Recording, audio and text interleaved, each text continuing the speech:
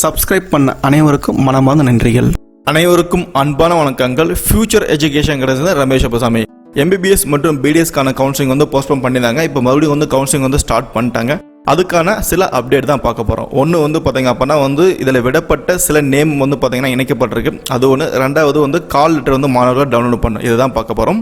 ஸ்டூடெண்ட்டை call letter download பண்ணோம் அப்படின்னா application number மற்றும் டேட் ஆஃப் பர்த் கொடுக்கறது மூலமாக சப்மிட் கொடுத்தீங்க அப்படின்னா உங்கள் கால் லெட்டர் டவுன்லோட் ஆயிரும்.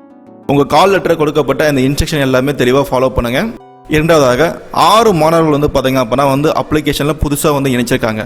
அதை இணைச்சிருக்காங்கன்னா ஆல்ரெடி அப்ளிகேஷன் போட்டிருப்பாங்க. அதில் ஏதாவது மிஸ்டேக்ஸ் இருந்திருக்கும். அந்த மிஸ்டேக் பார்த்தீங்கன்னா இப்போ ரெட்டிஃபை ஆகி அவங்களோட நேம் லிஸ்ட் இந்த கவர்மெண்ட் கோட்டாவில் இணைச்சிருக்காங்க.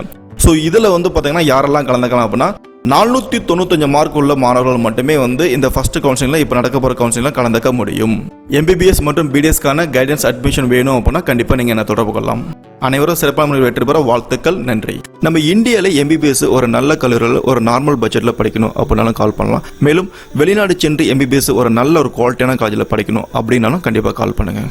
புதிய நபர்கள் சேனலை சப்ஸ்கிரைப் பண்ணுமாறு அன்புடன் கேட்டுக்கொள்கிறேன். இது எனக்கு பெரிய நம்பிக்கையும் கொடுக்கும்.